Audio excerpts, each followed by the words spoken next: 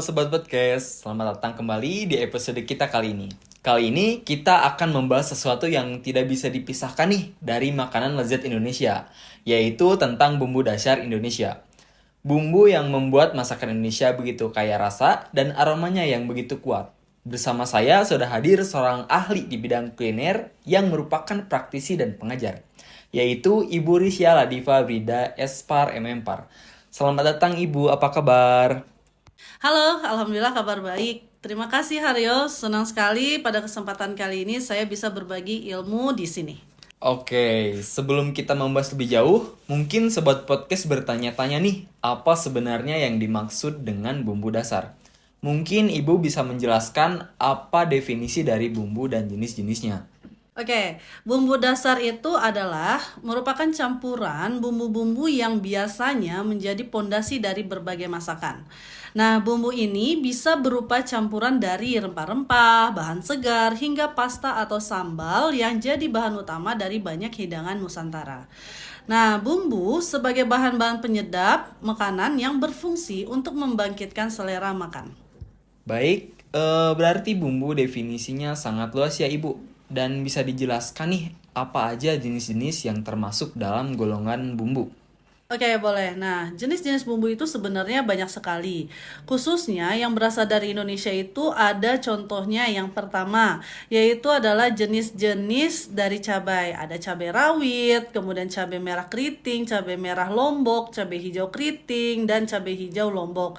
Nah, kalau di Sunda namanya cengek domba. Lalu yang kedua, itu ada kencur. Nah, kencur ini memiliki rasa yang segar dan aroma yang khas. Kemudian kencur juga sering digunakan sebagai campuran bumbu berbagai masakan. Contohnya ada makanan sambal oncom, urap, rempeyek, dan seblak.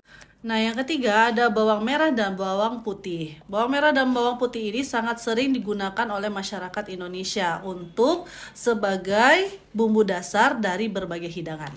Dan yang terakhir ada lengkuas ataupun laos. Nah, lengkuas ataupun laos ini merupakan bumbu dapur yang memiliki berbagai fungsi dan karakter dalam masakan. Bisa sebagai menambah aroma dan rasa masakan, kemudian menghilangkan bau amis, lalu serta menjaga warna pada masakan. Lengkuas juga memiliki peran penting dalam memberikan identitas pada masakan Indonesia yang kaya akan rempah. Wah, ternyata jenis bumbu khas Indonesia banyak sekali ya Bu. Nah, ngomong-ngomong di Indonesia sendiri, kita mengenal beberapa jenis bumbu dasar utama. Boleh Ibu jelasin Bu, jenis apa saja bumbu dasar utama yang khas Indonesia? Oke, boleh. Nah, bumbu dasar utama khas Indonesia itu ada 5 jenis, yang mana masing-masing jenis memiliki komposisi dan kegunaan yang berbeda-beda. Yuk kita bahas satu persatu. Yang pertama, ada bumbu dasar putih. Nah, bumbu ini biasa digunakan untuk masakan yang membutuhkan rasa gurih. Contohnya ada opor ayam ataupun sayur lodeh. Bumbu dasar putih ini memberikan rasa yang gurih dan kaya tapi tidak terlalu kuat. Cocok banget untuk masakan yang punya kuah santan seperti opor dan lodeh tadi. Selain itu, bumbu dasar putih ini juga bisa ditambahkan ke tumisan sayuran sederhana. Jadi rasanya semakin sedap. Wah, menarik sekali ya Bu. Memang bumbu putih ini berarti sangat sering kita gunakan untuk memasak makanan sehari-hari ya Bu. Lalu jenis bumbu dasar selanjutnya apa lagi ya Bu? Oke, selanjutnya setelah bumbu dasar putih, kita punya bumbu dasar merah. Nah, bumbu ini biasanya terbuat dari campuran cabai merah, bawang putih, bawang merah, dan terkadang ada yang menambahkan tomat. Nah, bumbu ini digunakan untuk memasak masakan yang punya cita rasa pedas dan sedikit asam. Kemudian bumbu dasar merah ini juga cocok untuk masakan seperti rendang, balado, dan sambal goreng. Dengan bumbu dasar merah, masakan jadi punya warna dan rasa yang khas banget. Apalagi kalau digunakan untuk lauk-lauk, rasanya makin mantap. Selanjutnya kita masuk ke bumbu dasar kuning. Bumbu ini biasanya menggunakan kunyit sebagai bahan utama dan memberikan warna kuning cerah dan rasa yang khas.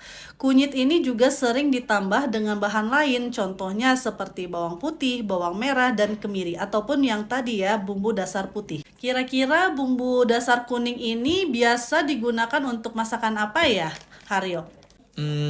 Mungkin contohnya seperti ayam goreng, gulai, atau soto kuning ya, Bu?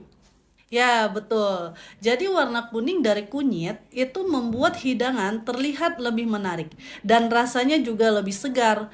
Menariknya, kunyit juga dipercaya punya manfaat kesehatan loh. Selain menambah warna dan rasa, kunyit juga mengandung antioksidan yang baik untuk tubuh. Oke, sekarang kita masuk ke bumbu dasar oranye. Bumbu ini sebenarnya mirip dengan bumbu dasar kuning, tapi biasanya ditambah dengan cabai merah sehingga warna oranye ini lebih pekat. Bumbu oranye ini biasanya digunakan untuk masakan seperti ayam bumbu rujak atau jenis-jenis gulai dan kari. Campuran antara kunyit dan cabai merah itu memberikan rasa yang sedikit pedas, tapi tetap kaya akan rempah. Lalu bumbu dasar yang terakhir, bumbu dasar apa lagi ya, Bu? Nah, yang terakhir itu adalah bumbu dasar hitam. Ayo, kira-kira bumbu dasar ini menggunakan apa sehingga warnanya jadi hitam? Kayaknya pakai charcoal ya, Bu. Bukan, tetapi menggunakan salah satu jenis bumbu namanya kluwek. Contoh masakannya adalah rawon. Kalau bumbu dasar hitam ini, dia menggunakan perpaduan bumbu dasar putih ditambah dengan kluwek. Oke, sebelum ditutup, ada gak sih, Bu, tips penyimpanan bumbu yang tepat? Ada, jadi untuk menyimpan bumbu yang tepat yang pertama, kalau dia bumbu segar itu sebaiknya disimpan di lemari pendingin atau biasa disebut chiller dengan cara bumbu dicuci bersih, kemudian disimpan pada wadah tertutup. Nah, yang kedua, bumbu yang banyak mengandung air sebaiknya itu disimpan dengan cara digantung dalam keranjang berlubang dan sesekali dijemur. Lalu yang ketiga, bumbu yang sudah dihaluskan itu harus dalam keadaan matang dan dimasukkan ke dalam botol kaca. Kalau dikemas dalam botol plastik, bumbu dimasukkan dalam keadaan dingin dan ditutup rapat serta diberi label. Lalu bisa disimpan dalam refrigerator pada suhu 10-15 derajat Celcius. Terima kasih banyak Ibu Risya Ladifa Brida atas penjelasan yang sangat informatif. Semoga teman-teman semua bisa lebih mengenal bumbu dasar Indonesia yang kaya rasa. Oke, terima kasih kembali. Saya juga merasa sangat senang bisa berbagi ilmu dan pengetahuan kepada teman-teman semua. Semoga ilmunya bermanfaat dan menambah wawasan teman-teman semua. Oke, sampai di sini dulu episode kita kali ini. Sampai jumpa di episode berikutnya.